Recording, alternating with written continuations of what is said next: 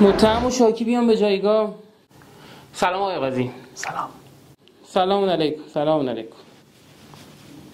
خب آقای مرتضوی شما دیگه برامون تعریف کن ببینیم چی شده.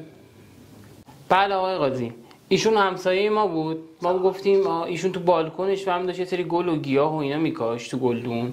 آقا تو حیاط هم حتی کاشته بود. ما با خودمون میگفتیم به بچه همسایه با سلیقه‌ای فلان اینا دیگه. خب گفتیم خدا رو شکر آدم اومده خیلی با سلیقه و گل و گیاه دوست و خیلی به طبیعت علاقه داره و اینا.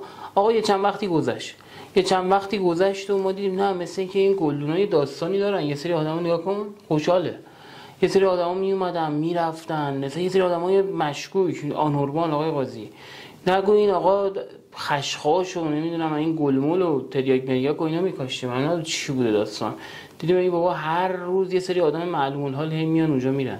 رفتیم در واحد ایشون که گرفتن ما رو یه فصل زدن. این فک و فامیلاش پسرموهاش بودن آقای قاضی، جنگی لاری بودن مثلا آقای قاضی. نذاشتن حرف دهن من در بیاد. یه دونه زدن من چسبیدم این اعلامیه به دیوار. این سوس ماینز اومدم پایین آقای قاضی. ضعیفی. اصلا یه اوضاعی بود. گفتم این چه کاریه؟ گفتن ما اینجا هر گوی دلمون بخواد میخوریم. دیگه من حرفی ندارم آقای قاضی. ماریجوانا و خشخاش میکاری؟ تو چی کاره ای؟ چی کار میکنی تو؟ سلام علیکم. آقا ما چی میگی؟ اصلا کجایی به قول یارو؟ نه بابا ما اصلا نیشه شده آقای قاضی همش باز. من خوشحالم آقای قاضی. ما بعد عبوس اینجوری عبوس خوبه. نه من خوشحالم.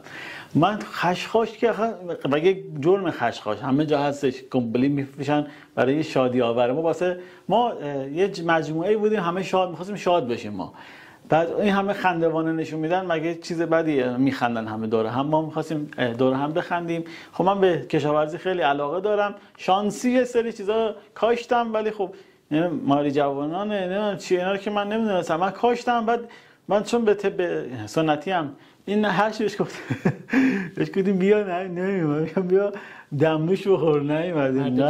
انقدر خوب بود ما خوردیم آقای قاضی، این جلو چیزا رو خوردیم خیلی حال خوبی. بعد دیدم هی گفتم بابا بذار بیشتر همه بیان چیز بکنن، بیان شادی بکنن. بعد این شادی هر کی میومد شادی میکرد خوشش میومد این شادی میگفت به منم شادی بده ببرم به بقیه بدم. این شادی رو میومد قسمت تقسیم میکردیم با بقیه، هی میومدیم داور من گفتم بیا نمیاد.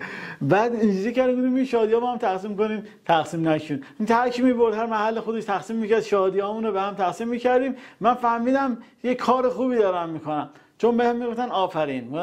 من گفتم کارآفرین، آفرین. یعنی من یه کارآفرینم الان، چرا بعد من اینجا وایسم توضیح بیار آقای قاضی نمونه برد. خب باحاله. خب حالا که شما کارآفرینی، منم به شما یه حکم میدم، تشریف ببرید زندان که اونجا بچه‌ها مراتب تقدیر و تشکر رو درست از شما به عمل بیارن.